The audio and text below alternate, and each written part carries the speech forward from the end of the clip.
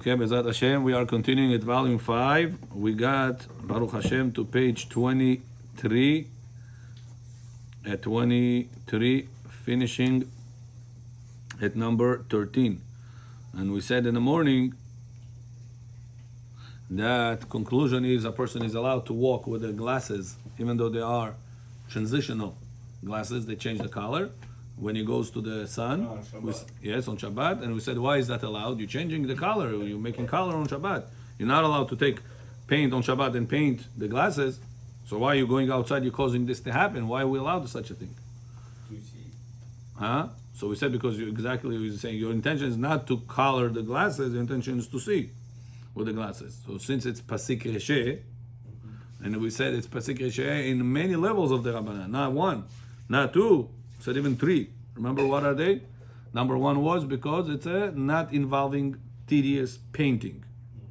No action of painting involved. Even it will involve action, it's not a tedious action.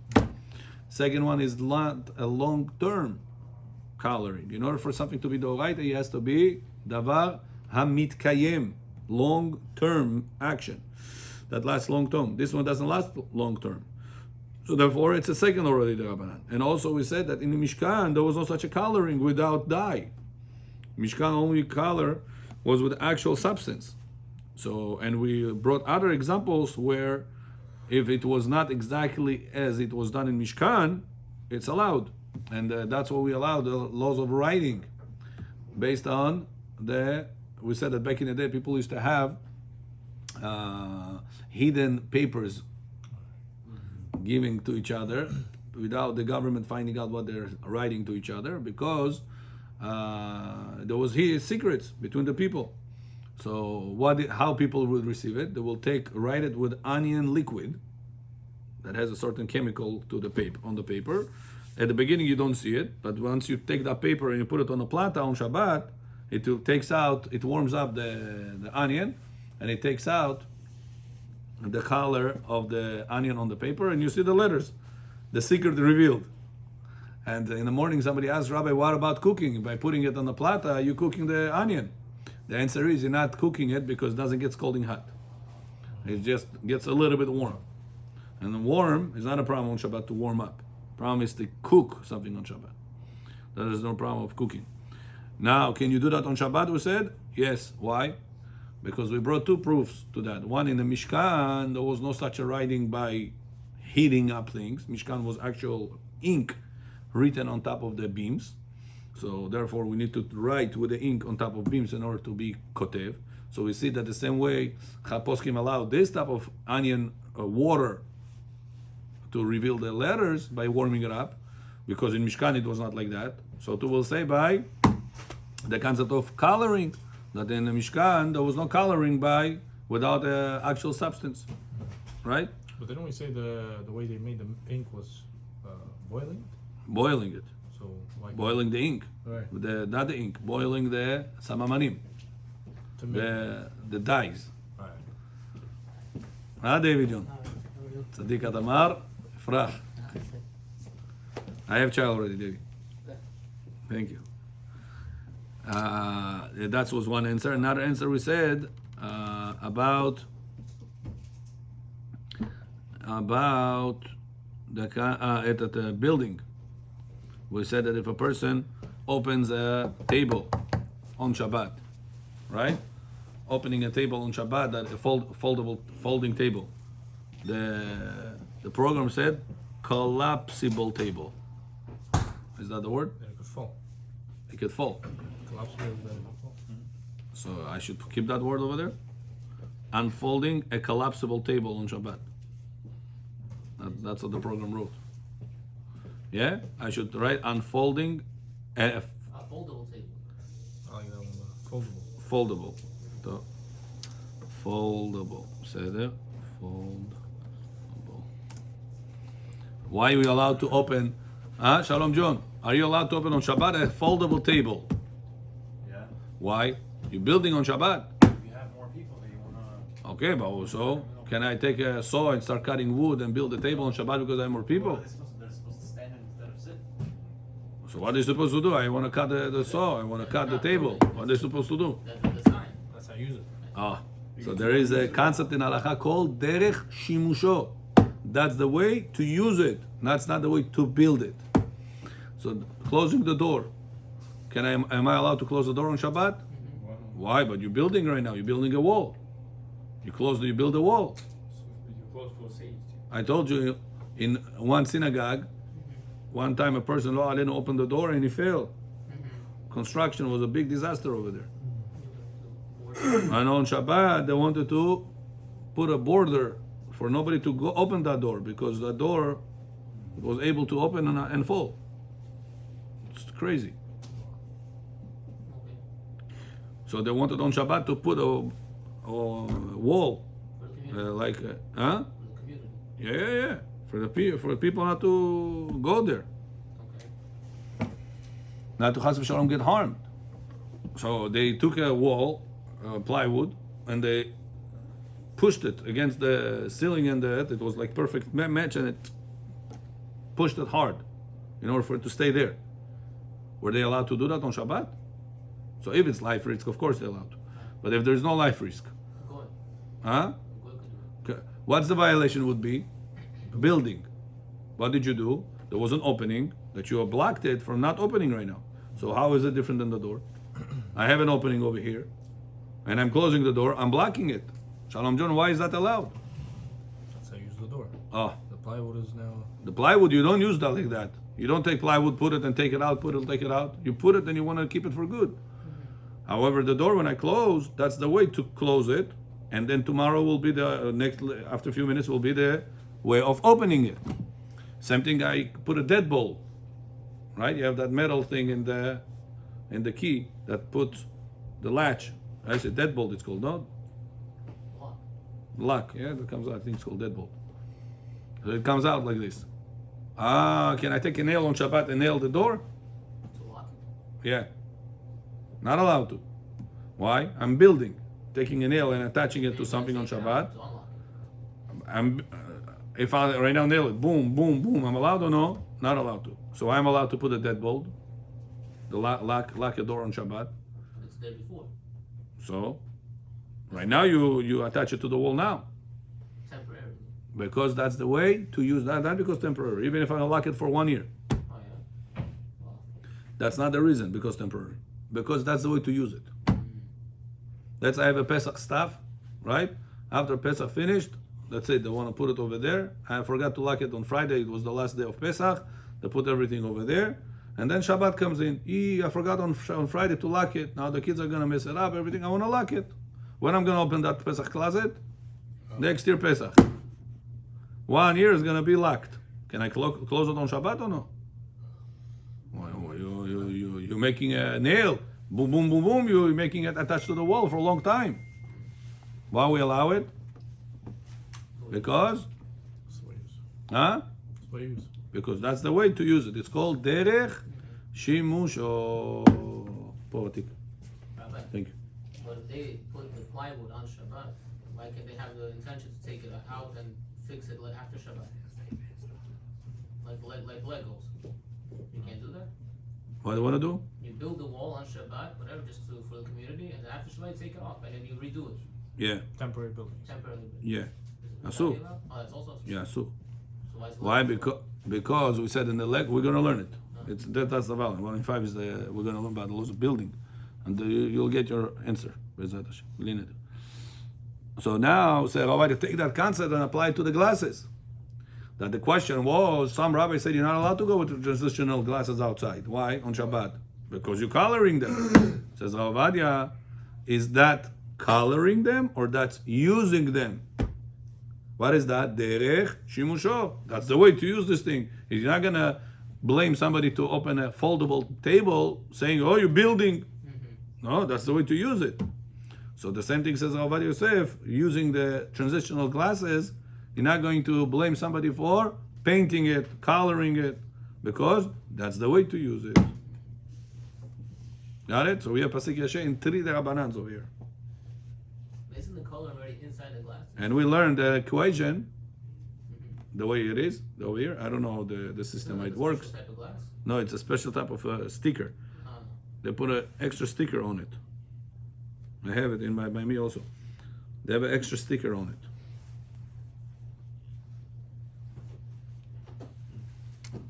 Thank you.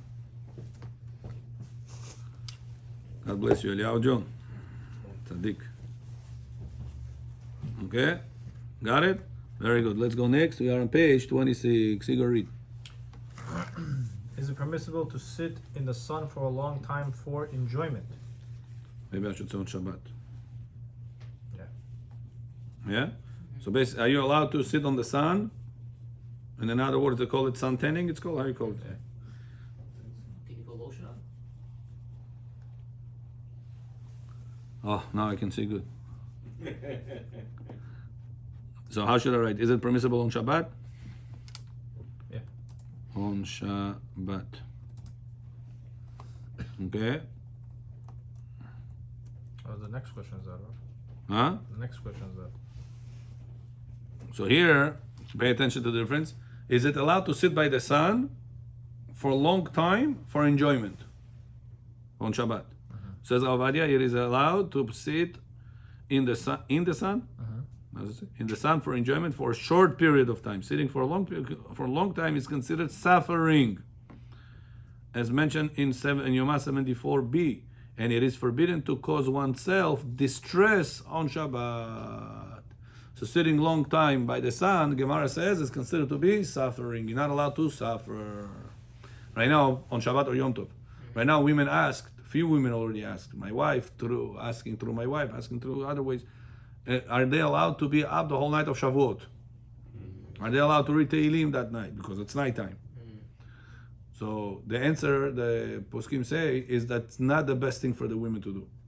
So they could do in the morning. To stay up the whole night. Why, he says? Because staying up the whole night, it's really hard. And it causes suffer. Men have to do that because men are obligated to learn Torah, and we did whatever we have done in the Har Sinai, so now we make tikkun for that. But other than that, a person should not cause himself extra stress, extra suffer, unnecessary on Shabbat or Yom Tov. Unless the women will say, I'm enjoying it. One woman said, Rabbi, if I will not do that, there is no family time, because by the time my husband comes home in the morning, he is eating his meal, and then he goes to sleep. By that time I wake up, it's already, she's up and he's sleeping. So the time we have together is very limited. So she says, I'd rather go to the synagogue over there, see him, he sees me here and there, and we'll come home in the morning, both will go sleep, and both will wake up. This way we saw each other for a long time. That was an idea of one of the ladies. So, okay, if she's enjoying it, that's enjoyment. But if you're not enjoying it, then you're not allowed to cause yourself this, because even though you have a, let's say, according to the doctor, you'll need to sit by the sun, right? For vitamin D, for other skin purposes or other healing reasons that you want to do. But you don't enjoy it. You're suffering from it. You just need to do it because of your health. If it's not life risk, you should not break the Shabbat and cause yourself suffer. It's like we said about a person that is running. Can a person run on Shabbat or no? So we said if he enjoys the running, it's allowed to. But what if he's 300 pounds and he's running just because the doctor says you have to lose your weight, otherwise you're going to be in big problems. So he runs because he doesn't want problems. Ask him, do you enjoy the running? No, I wish I would never have to run. So he's running not because he's enjoying it. He's running because he has to do it. How about sweating? The sweating is not the issue because it's not intending to sweat. A person walks a lot on Shabbat. Like this tzaddik walks here, walks there. You see him? He's over there, you see? It's about you. Anav, this guy, Anav. Never gets credit to himself. Kol hakavod. So, a person walks a lot. Boom, bam, a lot. He's sweating. Is he allowed? He's not running, walking. Is he allowed or no? Well, what about sweat? No, but I'm saying He's not intending to sweat. he's intending to lose weight. So in order to sweat, he's doing it also. He's not allowed. When he's sweating, he's losing weight. So, if it depends, what is he enjoying it or no? I don't think he's enjoying. That's the question would be. Not he enjoys the result, he enjoys the action. You understand? It's like drinking vodka. Do you say shakol on vodka? No. Why not? If you like. You don't enjoy the taste of it. But I enjoy the party, I enjoy the company, I enjoy the after effect. Could be after effect, end result. Maybe you will enjoy. But the taste right now you put in your mouth, you enjoy or no? Right now you don't enjoy. That's why you're not allowed to say bracha on a vodka. Emet. What if it's whiskey? Unless you like the taste. Do you like the taste of whiskey? Or it burns your throat? If you like the taste, say shakol. If you don't like the taste, you're not allowed to say shakol. That's called chas v'shalom, bracha lebatala. Huh? Why drink it in the first place? Better. I said because of the company, because people say adasima. If you're not gonna take it, they're gonna get offended. At your party, I drank. Out there, you're not drinking in my party. You know all this type of guilty. Etzi. ברשות מוריי, חכות לך? ברשות מוריי ורבותיי, ברוך אתה אדוני אלוהינו מלך העולם שהכל נהיה בדברו. So therefore, Avad Yosef doesn't allow a person to cause himself distress on Shabbat and sit by the sun, extra heat, and Chas v'shalom get extra. So it's the same thing here, the concept. If you like it, if you enjoy it, you could sit there. Yeah, if he likes it. But Gemara said that's suffer. Sitting too long in the sun, it's suffering. Have a color, tan. Oh, that's question number 2. Is it permissible to sun bathe? That's what you say? Yep. On Shabbat. Allowed. It is allowed, no? Okay. Read. It is allowed since sunbathing is not considered healing, as it is an act of healthy people. So he doesn't even touch on the coloring aspect. That's it. Right now we're going to touch about it. Number 3. Is it allowed to bathe in the waters of Tiberias or the Dead Sea? As written in Tractate Shabbat 109a, bathing in the waters of Tiberias is allowed even though they are somewhat salty, since it is customary to bathe in them on weekdays. Maybe I should emphasize here, no? As far as then coloring, Tzovea, See number 7. see number 7. Okay. So again, bathing in the waters of Tiberias is allowed, even though they're salty, because they do it in the weekdays. However, it is not permitted in the Dead Sea, as in their times people bathing there was much less common and only done for healing. Here, did you know that? People used to go to Yam HaMelach, to the Dead Sea, back in the day, only for the purpose of healing. Shalom, John. Now we have 2 of you. Shalom leben dodi. That's the Dead Sea, huh? Bechor, I don't know. Maybe Yushvo lo alenu.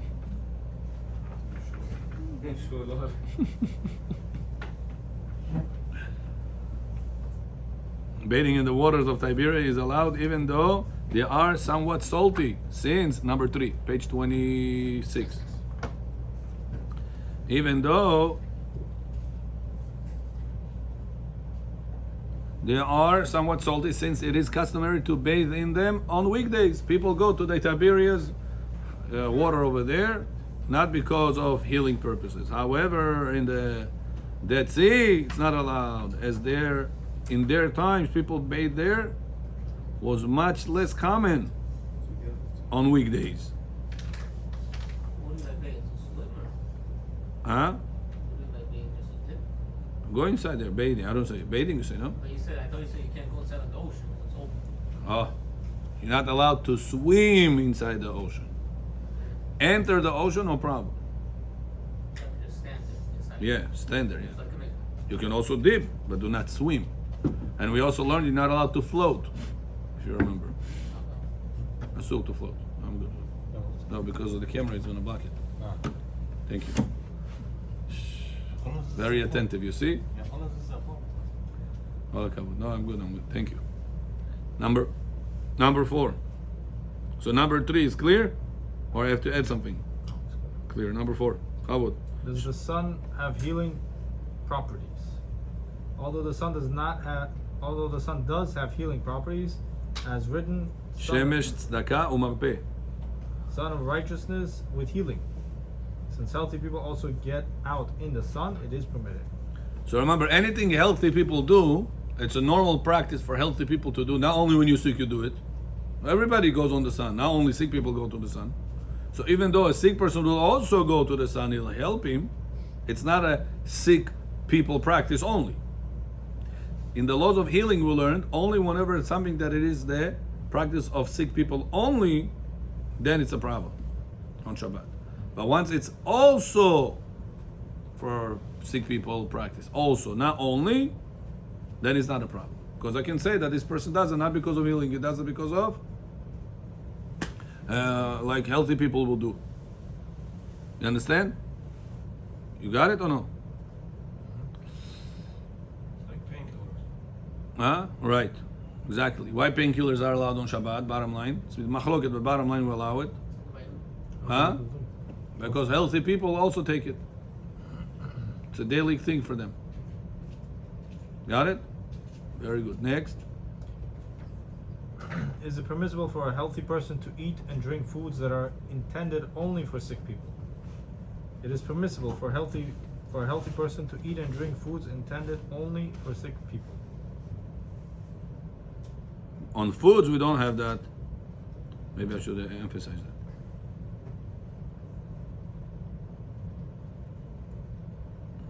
Like what would it be that only sick people eat? Raw garlic.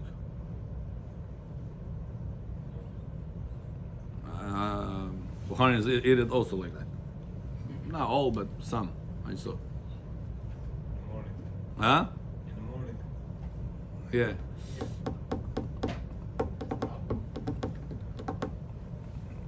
Which number you read? 5. It is allowed for healthy person to eat and drink food intended only, even if it's intended, right? Even if intended only. Should do an example in parentheses. Give us an example. Should garlic, I don't know. Garlic. For Bukharians, it's not a good. Tea with honey, I don't know. Do that. Healthy people also do it all the time. I see. Ginger, I do all the time. Only sick people eat. Eating herbs. You know, everybody has this. People eat this to maintain health. So not just Kill bacteria, no? Eating different type of herbs. I didn't see. You saw people eating herbs. Healthy people eating herbs regularly. Depends what it is. You saw? You saw? I saw garlic. Garlic, yeah. Bukharians do it. people eat the health people they eat. They eat it in pill form. Yeah, eating like that. You saw? People eat herbs. Huh? You ever saw it? So that's a good example, no?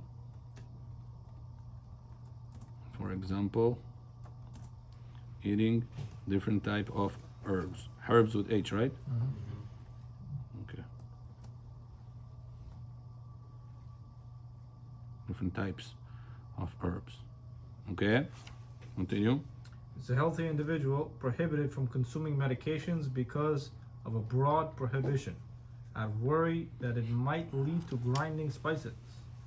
A healthy person is not restricted to take medications due to the general decree of grinding spices. Here? Well, remember this? We spoke about this in volume 3. We're right now in volume 5. We achieved a lot together. So in volume 3, if you remember, we said we have the sick person that the decree of healing does not apply to him. We have the healthy person that the decree of healing does not apply to him. The middle person, that's where the decree applies to. Remember that? In volume 3. We had recordings that time also. You can scroll up. The sentence is kind of Which number? 6? the answer, yeah. The answer? When you say a healthy person is not restricted to take medications due to, it's like, that's why he's not allowed. No, he is allowed. I He's know. not restricted. How should I say it? I would say there is a general decree of not allowing to take There is a general restriction. There is a general restriction. for taking medication because of grinding spices. Restriction of healing on Shabbat, lest one Grind spices, may grind, lest one come to grind spices. to grind.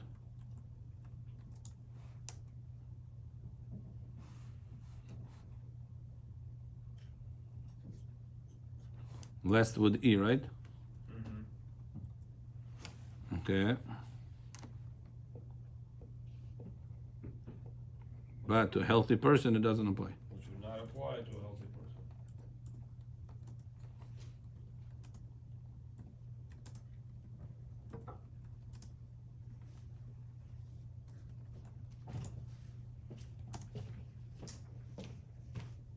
Yeah, good. Thank you, Sharon. Okay, very good. Number 7, read Shalom. Is there a prohibition from the Torah against coloring, tanning on humans? There is no Is there word against is the right word? Is there a prohibition from Torah of, not against coloring, right? Of tzovea.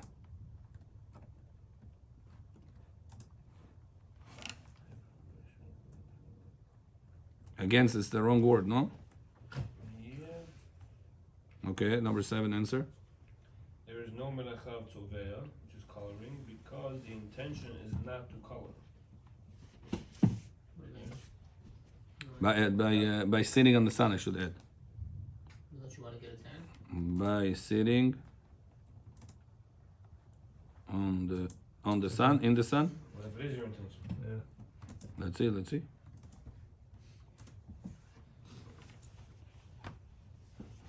Note from Moretov. Read. In my humble opinion, it is permissible to sunbathe even when intending to tan, as inferred from the Chazon Ovadia notes, since it is done indirectly, not permanent, and there is no coloring from the Torah regarding people. It is allowed as it is considered to be grama of all these combinations. Yeah, this is my note. I added. Okay. Rabbi, how about sunscreen? That's a sunscreen. You fly, not to get hurt. Ah, Lotion, spray. does it get absorbed? It's kind of thick. It depends. If it gets absorbed, it's allowed. If it does not get absorbed, then you have to dab it. Spray though. You want to Spray, spray. the spray. The spray also? The Okay. spray is lighter. Well, spray is 100% allowed. Okay. Oh, that's 100% allowed. Spray? Yeah. The lotion is a issue. Lotion is a problem of smearing. If it doesn't get absorbed. But if you keep, If it gets absorbed, would it get absorbed?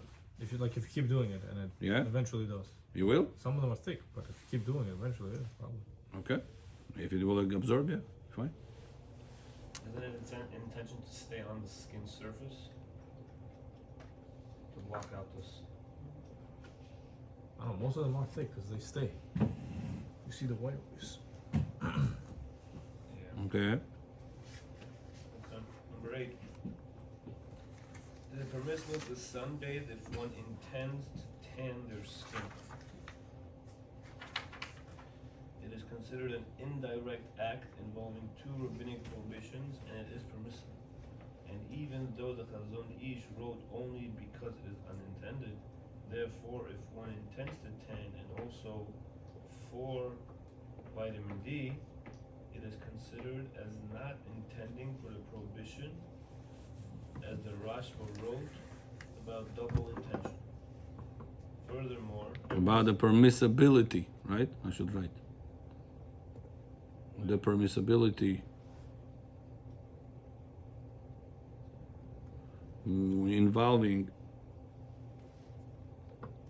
double intention. True or no good? This last There is a part, heter. I don't know how to say in English. There is a heter, permissibility, no? There is a permissibility, allowance, about the allowance, Permission, no? allowance, involving double intention. Kavana kfula. Remember the sukkah case? That I'm doing it for decoration purpose and also to avoid the rain? Dul kavana. Dul kavana. That's the dul kavana. I should write dul kavana or double intention? Dul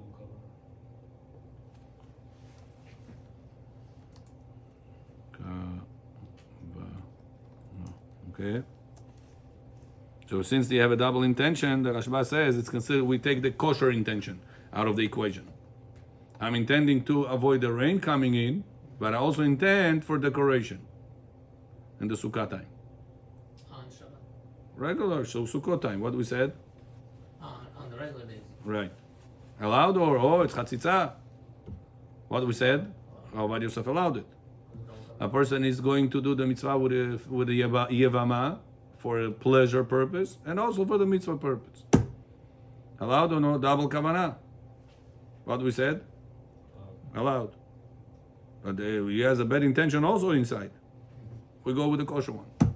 So if a person is intending for the sun, but also for vitamin D. When I said the word also for vitamin D, does it mean, is it good or for the absorption, for the performance, for the increase? How should I say? Because it's just vitamin D, I said. Therefore, if one intends to tan and also receive the benefit of vitamin D, Receive the benefit of. Okay. Very good. Continue. So go based on the vitamin D that it's allowed. Right. That's not considered healing. Right. Healing is not at all. That's not a question. The question is could be tzovea. Right. Chazon Ish said you're allowed to be by the sun, even though you know you're going to get colored, you're going to get tanned, because you're not intending for that. Right, but I'm saying for the Sounds like if he is intending for that, It's an issue. it'll be an issue. I remember one time my friend in Israel, this guy's, I said my friend, is my neighbor. I used to live in the third floor, I used to live on the second floor. I used to always try to convince him, come to shul, come to shul, come to shul. So one day, I remember I calling him, and he drink, I don't know what happened to him. He was drinking osvo. He's drinking and he's laying in Israel, you have the porch. Every house has a porch and it has the rails. Yeah. So the sun was very strong. He took off his shirt and he fell asleep on that. He woke up like a zebra. Now, if it would be on the body, okay, he puts a shirt and he goes to shul. It was on his face also. It was such a funny moment. In such a case, he has to go to shul or he is exempt. He was there for a few hours, mamash. You see lines in his face. He was drunk. I don't know what it was. But he fell asleep like over there like this. So funny. So maybe he's exempt, no? Kvod habriot, maybe, I don't know. Embarrassment, yeah. Big embarrassment. So now this guy he's trying to get some fresh air. Maybe it was, I don't know. I'm assuming maybe because who is going to sleep over there? I'm assuming maybe he drank something with osvo and he fell asleep over there. So regularly, is he allowed to do that? Chazon Ish will tell you yes, because he's not intending to get tanned. What if I will intend to getting tanned? Sounds like it'll be a problem. That's what he writes. Furthermore, right? Read, Shalom, everything. furthermore, everything that is natural, like grinding in the process of eating and selecting through eating, is permissible on Shabbat, even if intended. The same applies to coloring one's skin. Because it's a natural process. Natural process. Natural occurrence. Occurrence. Okay, got it?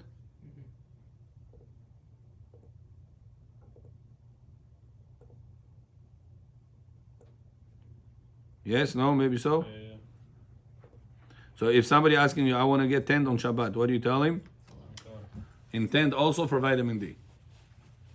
For the kosher. Even before we said it's not permanent, it's not. This is my note. Okay, yeah.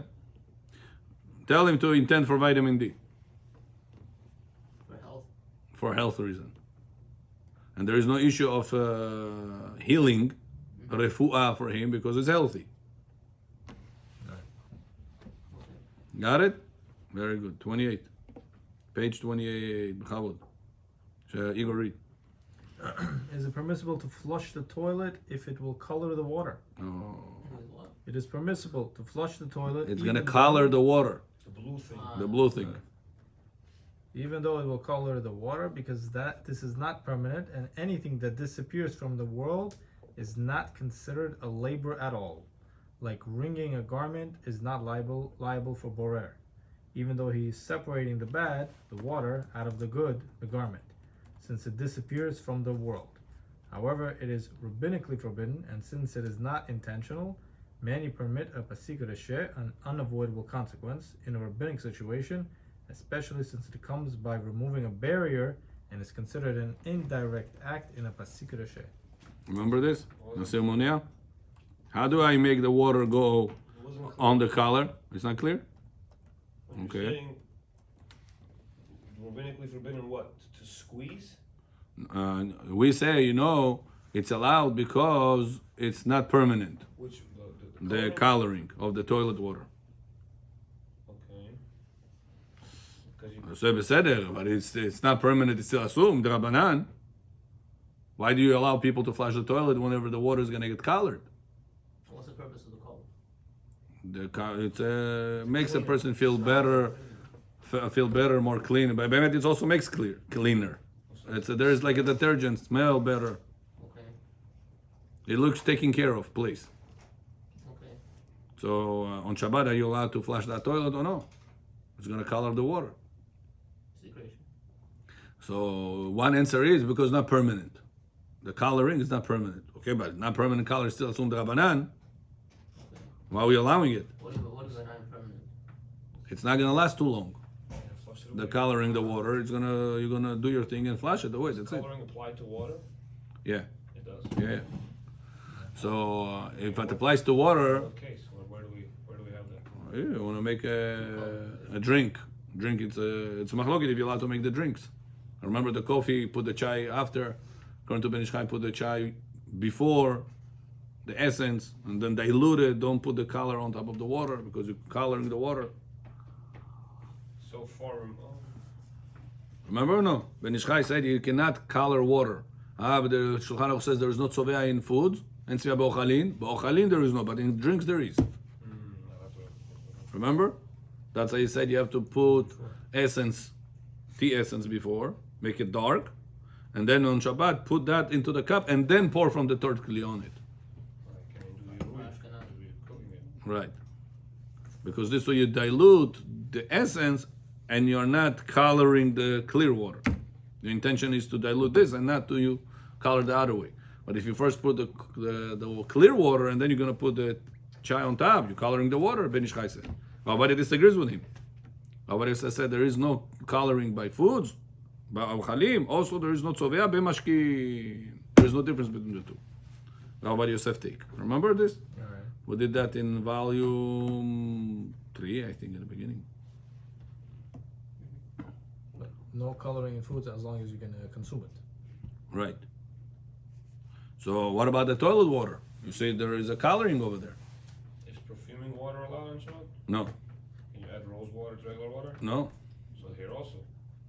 Okay, it's another question of adding smell. But right now we're dealing with the question of adding color. They have the other sprays where you spray before you go. It's called poopery. You sure? You spray the water, and it holds in the bad smell. It smells good. You spray inside the toilet? Spray the water, yeah. So when you go, That will be a problem. On Shabbat it will be a question. I have to analyze if it's going to be a problem, but at first glance could be a problem. What's the issue in general? Because here he's doing an action, beyadayim. He's not here. Why we allow it? because I don't intend to color the water. I intend to flush whatever is done over there. Okay.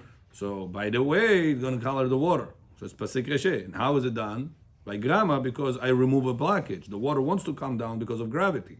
Oh, yeah. All I do, I'm removing the blockage from it. Right? So that's pasik reshe in grama. Pasik reshe in grama, we learned, it's allowed.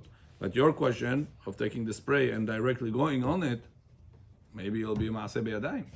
It's like adding a rose water to the water. Why is it allowed? Could be problematic. You used to grease in the bathroom? Yeah, you're not doing it on water. That's an air. What's the issue with water in general? Molid. You're not allowed to create a new smell to the water. The poskim talk about it during Yom Kippur. There was a custom of some people to do it on Birkat Kohanim. Rose water. Yeah, Rose water on Birkat Kohanim. I saw that. So the poskim say it's not, huh? Ansha used to do it. Yeah.